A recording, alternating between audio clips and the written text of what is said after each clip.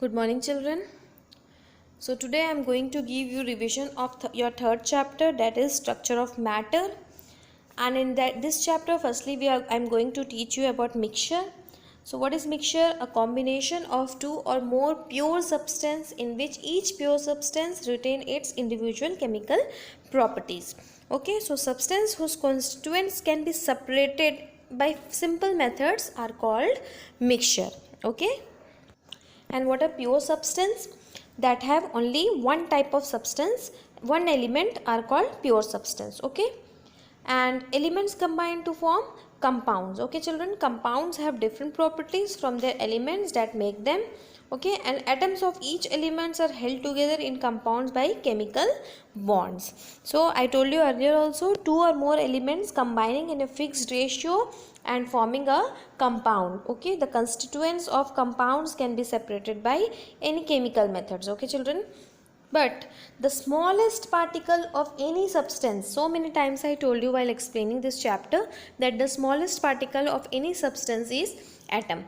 Two and more atoms are combining to form molecules, then molecules are combining to form elements, and elements are combining to form compounds. Okay, this is very important point. Do remember all these things. Okay.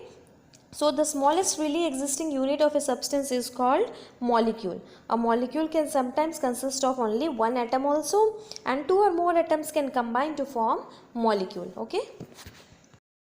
Now there are three states of matter, that is solid, liquid and gas. Let us study the bonds between them.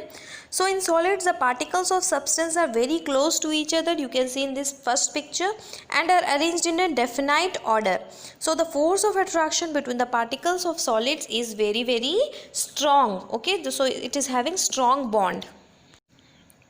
And in liquid, particles are not fixed at one position and somehow loosely packed, and a particle can move around anywhere within the liquid. So in comparison to solids, the force of attraction between the particles of liquid is weaker.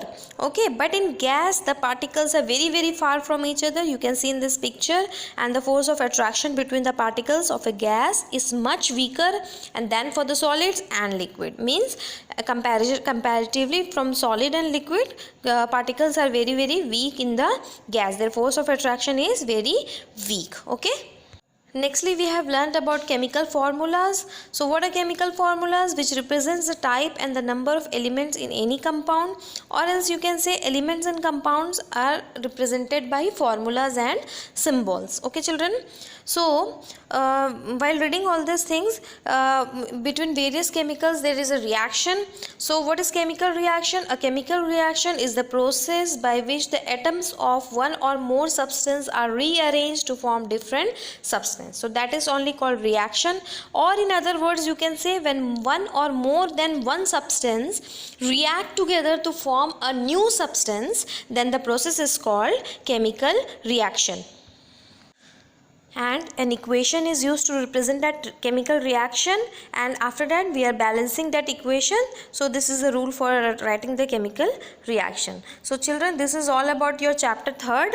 Already I have taught you all these revisions. So here I am ending my today's explanation. Once again I am saying you that in the pre-midterm exams all the MCQs are going to come for the science subject.